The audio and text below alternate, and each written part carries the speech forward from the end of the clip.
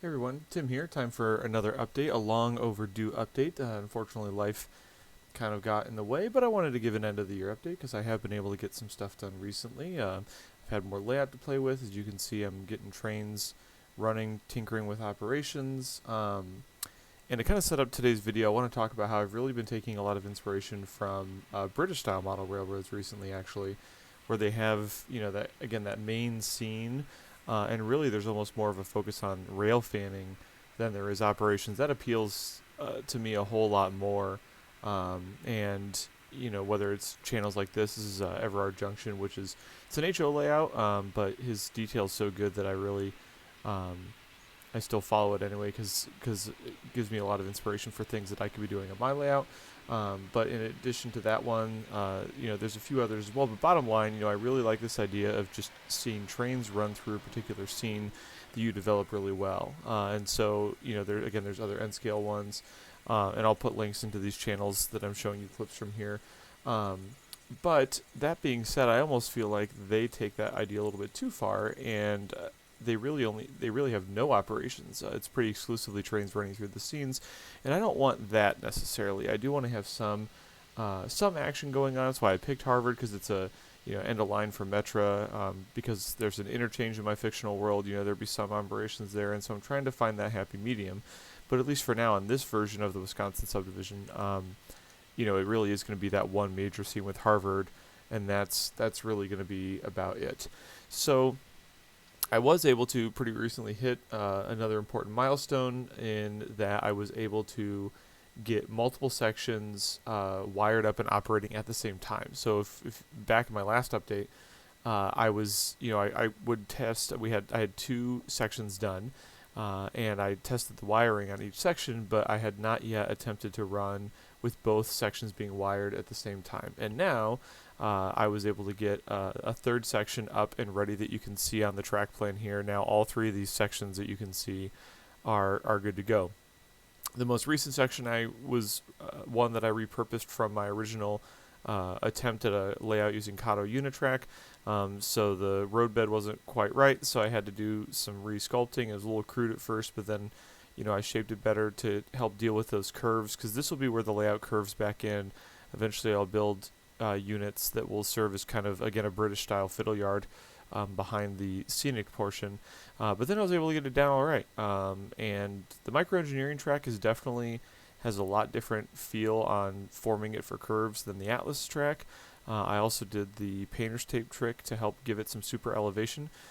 Even though it's not going to be scenic, I want those curves to go pretty smoothly with just the speed of the trains that I'm running. And so, then obviously I had to make sure, did this line up? Is everything going to run smoothly? Crossing the different tracks. And you can see I'm testing out one of the cars here. But yeah, so even though those curves aren't going to be scenic, in fact, I plan on doing an overpass over where it starts to curve, just to help as kind of a natural scenery-based view block. I definitely wanted to make sure to test out making the super elevation work, in part because on one of the other sections I'll be working on soon, there will be some super elevation that will be scenic. And you notice that I'm kind of in a weird spot. I'm on my dining room table working on this. The plan is to set this up in the garage, but obviously the weather turned. I'm in Nebraska, and the weather gets pretty gross in December.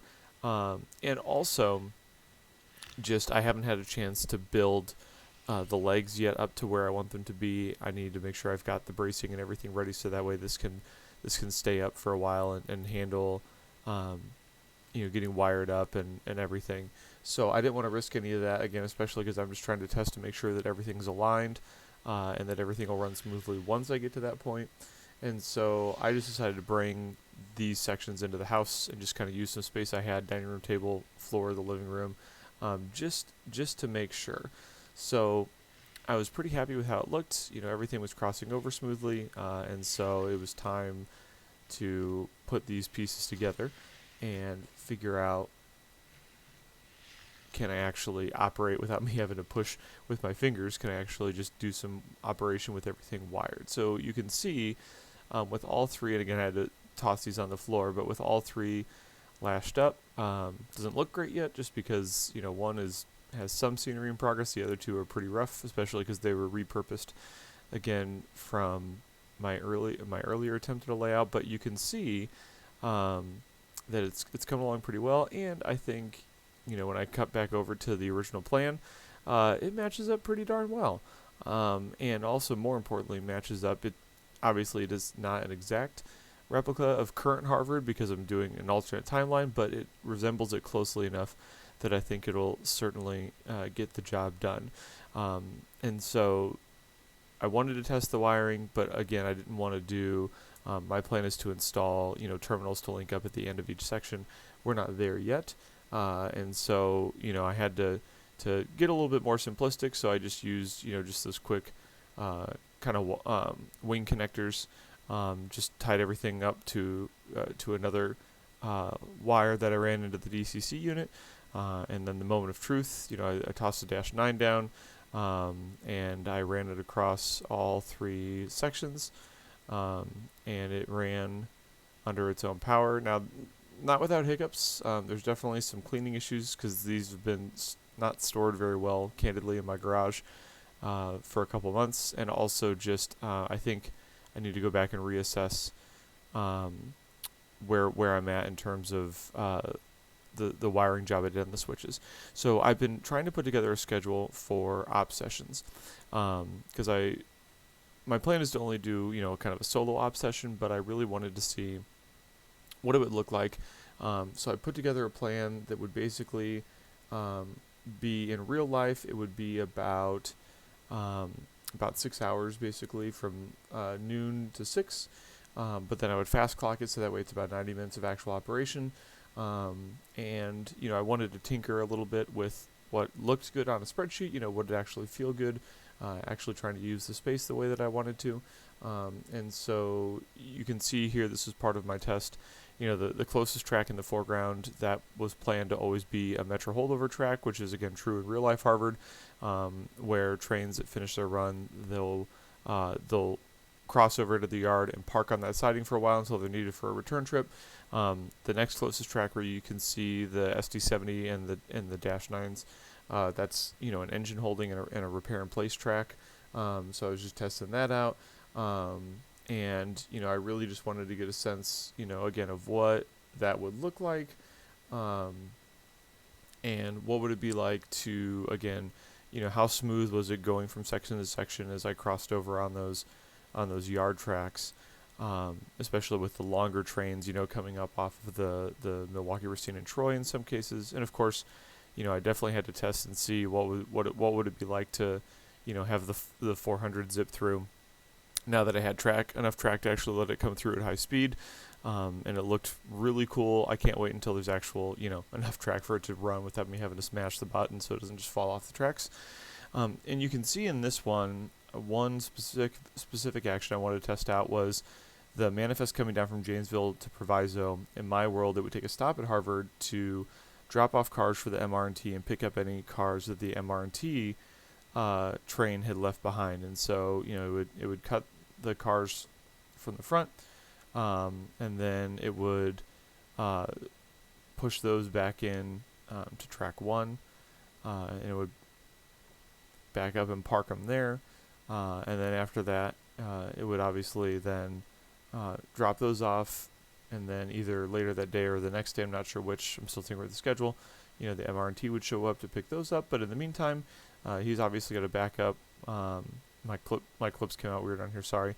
He'd back up, grab the cars that are intended to go to Proviso. You can see what I mean about I've got some wiring issues, with the flickering there.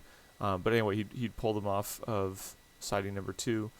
And then once he's clear of the switches, he would back them up into the rest of the train, and then they would carry on their merry way to go to Proviso. And so I think little things like that allow me to still keep the focus on just having major trains running through the scene, but enough action going on so that way I feel like there's more purpose to it than just watching trains roll through in a loop. And so the idea would be, in this case, this would be something that would happen around 2:30, 2:45 in the afternoon. It's not quite the dinner rush for Metra. There'd also be a gap, so that way, it keeps tracks clear in terms of the 400 running through. But anyway, like I said, that would continue down. And then in the timetable I'm experimenting with is, shortly after that manifest continues down towards Proviso, Metro 623 would have just unloaded at Harvard. And so then it would go down through the yard, pull back off to the local, and go up to that siding track. So that way, once it's ready, that's the local inbound track, and it would be ready to just hop over, get to the station, and move.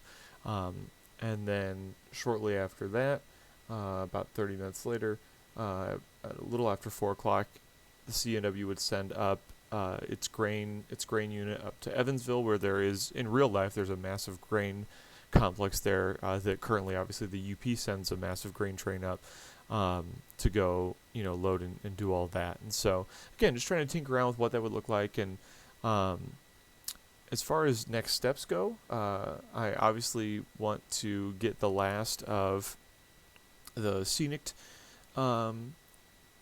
units built and online. So there's one more 4 feet by 2 feet section. Pretty simple. It's just the 2 main tracks. It has a little bit of an S-curve bend almost, because I really want to get, since this is scenic, I want to have really nice, as nice of curves as I can get, which these are going to be about 23-inch, 24-inch radius curves. And on the 400s, I think that should look pretty good. So that'll look pretty solid, I think. And once I get that online, I'll put them all together out in the garage with the legs and everything, make sure that all looks solid. And then the other main thing I want to do is just continue to do the world building. So I had somebody put together kind of a modern reimagining of one of the old classic 400 posters to kind of champion, the CNW want to obviously champion its return and the fact that the 400 is back. So I had some fun doing that. And I'll show you some few other things that I'm working on as well. And my plan, by the way, is to shrink this poster down and kind of use it on the layout. Have a poster like at the Harvard station, for example, trying to encourage, because it would be a big ask, right? If you're making the return to intercity private rail, you're going to have a pretty big PR campaign to try and get people back on the bandwagon and do that again. So that'll be another fun part too.